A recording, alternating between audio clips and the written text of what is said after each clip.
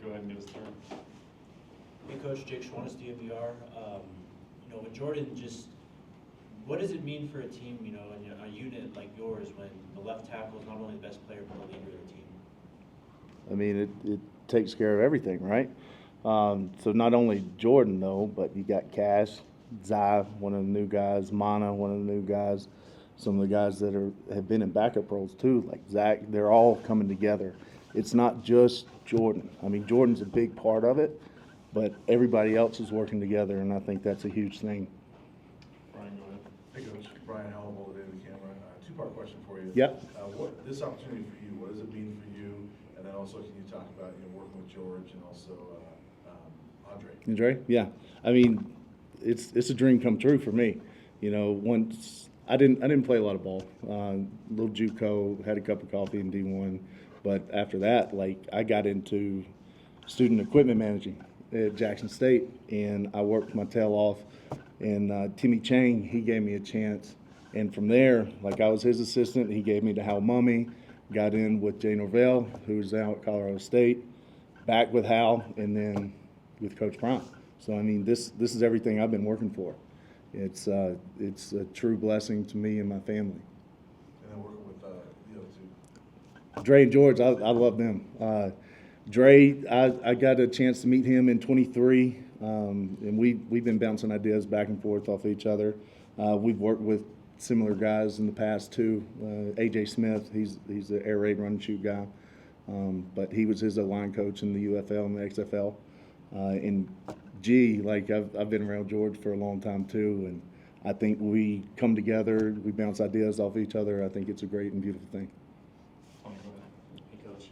Tony Casolo, Buffalo's Wire. The offensive line group has a good mix of old and new faces. Mhm. How are they coming together after the first couple practices? I think it's great. I don't think there's any cliques in the room. I think everybody's coming together. We have an open space for that to be the common goal too. So 5 equals 1 with the other line. You can't just have one guy doing his own thing. You got to have all 5 of your guys doing the same thing at the same time, and they're really buying into that. Go ahead.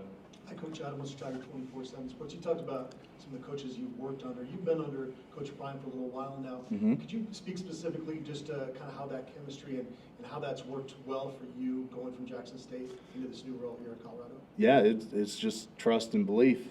I think that's the biggest part of it, right? So when I got with Prime, Brett Barloni, he was my branch from that. I worked with him at the University of Nevada, and he got the opportunity to be the offensive coordinator, and I volunteered. They needed somebody to help with offensive line, and I just came in and I worked, and I worked, and I worked, and I worked. I was a little starstruck a little bit, took me about 2 to 3 months to actually go into the office and, not walk past and say, oh, he's on the couch, I better keep going, So I was just trying to keep my head down and just work. And then that just built trust within him to myself. And, I just try to do everything that he asked me to do, and I don't bat an eye, and I think that's how it built. Jack, go ahead. Hey, Coach. I'm Jack Harlow with Buffalo's Wire. Nice to meet you. Nice to meet you. Just curious, reflecting on last season, just what Mhm. areas in particular do you feel like this offensive line needs to improve in to kind of take the next step? Running the ball. We have to run the ball. That's a non-negotiable. We had 2 of the best players in college football last year, and of course we're going to utilize that, right? And so if it's a weapon and a strength, why leave it on the table? But we have to run the ball, and the team has to depend on the offensive line this year for us to be successful like we're planning and hope to be. Scott, go ahead. Hey, Coach, Scott Proctor, DVR. Mhm. Good to see you. I'm curious, you've been rocking with Chauncey Gooden since 2022, Mhm. recruiting him at Jackson State. What's it been like to be a part of his recruiting process and now have him as part of your room and part of this program? A long time coming. He came to us at Jackson State. He was a freshman, and at that camp, then I wanted him to play for me right then and there.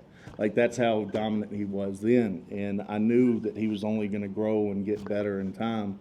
So we just kept that relationship going and build and build and build. And he's somebody I have a lot of high praise for and a lot of high hopes for. He should be still in high school right now. He's an early enrollee. So it's going to take him a little time to get used to the pace of it and the way that we run things. But I think he's got a very bright future ahead of him, and I'm very proud of him.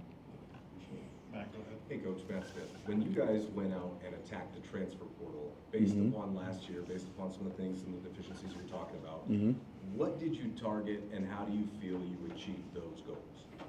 Athletes and size, right? So in order to run the ball, not only you have to be powerful, but you have to be athletic too to change up the schemes. Like if you want to pull a guard or pull a tackle or whatnot. And then we try to get length on the edge too. So my philosophy is that if you get tackles can easily screw down inside. They can go for guards. Yeah, I mean, you don't see 6'6", 6'7" dudes just walking around the earth anyway. They're hard to find, much less some that are strong and fast and can bend and they're athletic too. So that's just part of the molding and development process too. And I think that we hit on that pretty good. So with the guys specifically, guys like Zai, maybe could you run through those guys a little bit? Yeah. Just a little synopsis of what you saw in them? So Zai Chrysler, he's a transfer from Illinois. He's everything we want in a guy. You know, he comes to work every day. He doesn't talk. He doesn't do it. He just works. He works. He's strong. I mean, he was all Big 12, all Big 10 for 2 years. Mana Tamani. He's a hybrid guy too. He's played guard and tackle, and he's a big, powerful, athletic guy. And not only that, he's a grown man. Like he's married. He's got 2 kids, so he's got other things to go about other than just himself. Like he's looking at things in the eyes of a man. Like he's the group dad, really. Like the other day he was talking about make sure you guys eat breakfast so you can have a better practice, like that type of deal. It's a good thing coming with them. Last one, Jake, go ahead. Hey, Coach, we saw Philip Houston got injured last year. Do you have an update on his status when he could possibly be back? Not 100% sure on that. It probably won't be spring ball, but I think he's rehabbing very well, and he's doing pretty well too. He's starting to fill out a little bit more, so he's going to have a little bit more size, a little bit more strength. So when you got an issue with one part of your body, you got several other parts of your bodies too, so you should be able to work and strengthen those as well. Thanks, Coach. Thanks, Coach. Thank you, Coach. Appreciate you.